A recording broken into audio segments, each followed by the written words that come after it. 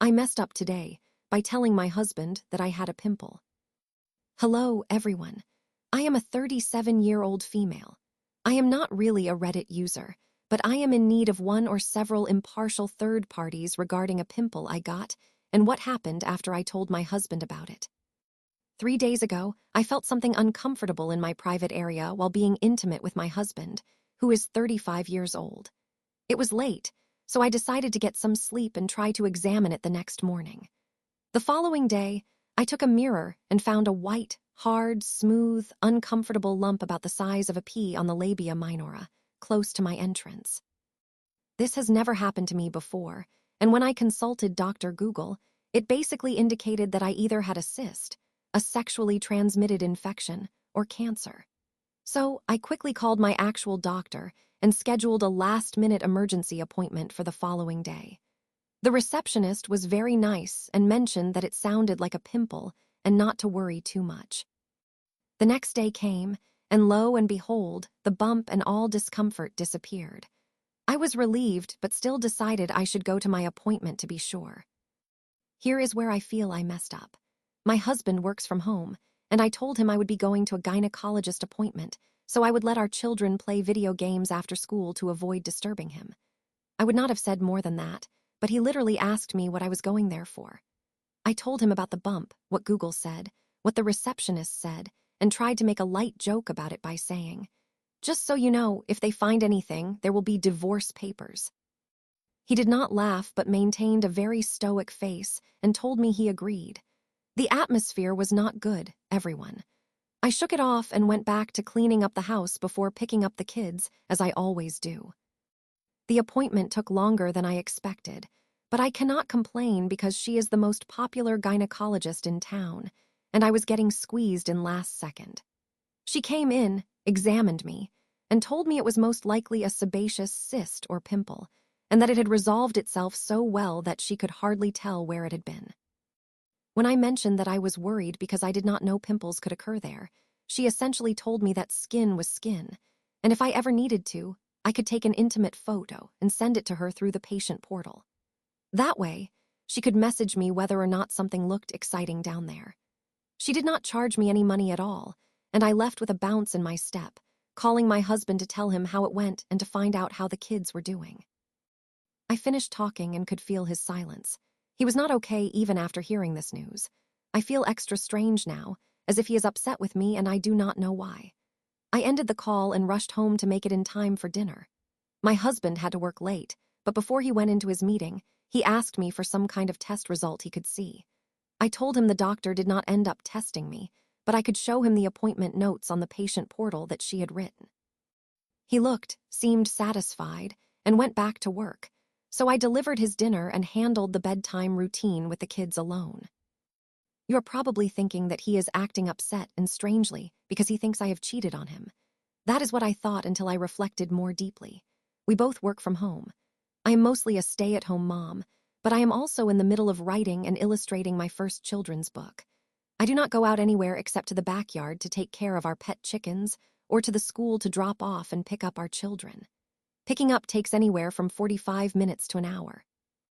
My husband also has cameras on the front doorbell and other places in our house, and he is the only one with access to view the footage.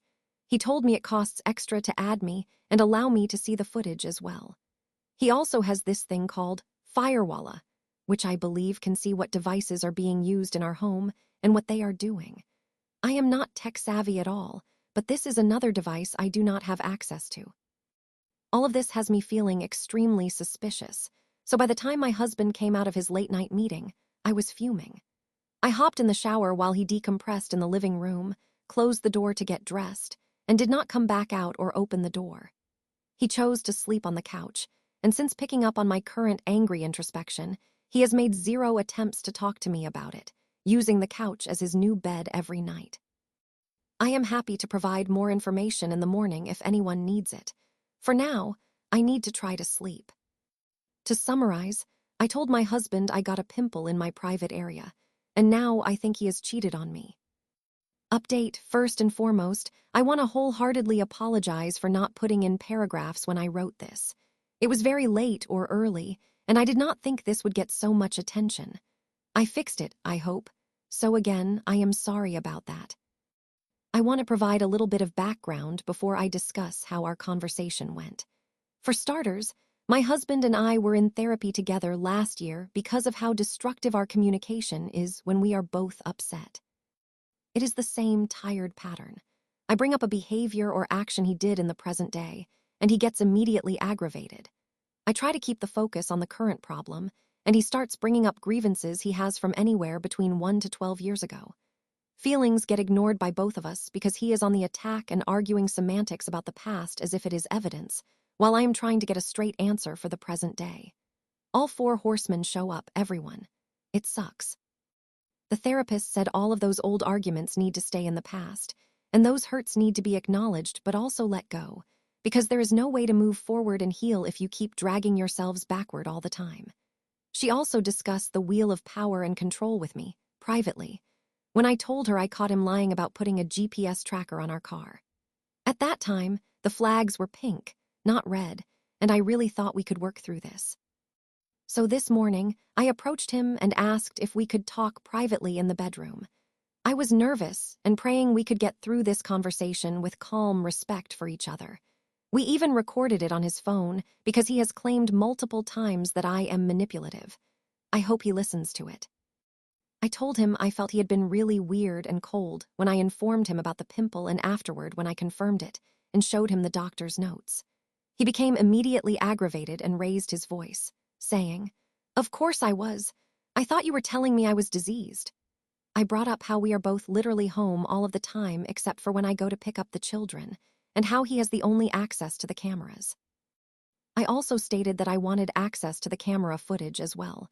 This is not the first time we have had this conversation, by the way, and he again said we had agreed it was too expensive. When I asked for his login and password, he said he could not do that because it is a single sign-on portal, but he will try to figure it out.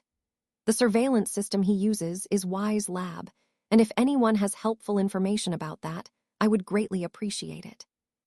I then mentioned that I no longer have access to the Robinhood account.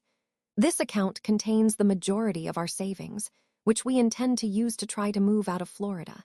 He said he would look into that later. I then asked him if he could understand how I would find this behavior suspicious, considering he is the one with all the power and surveillance. Then the old pattern happened again. He listed a slew of past grievances as evidence for his being suspicious of me instead of acknowledging any of my feelings or answering my questions. Things like, "You hugged my friend weird in front of me 5 years ago. You went to that wedding without me, a planned and discussed event 6 years ago. Our son was not one to sit still at weddings or in cars, and I was the matron of honor. A car parked on the street late at night by our house around the same time you told me you went out for a smoke 1 year ago.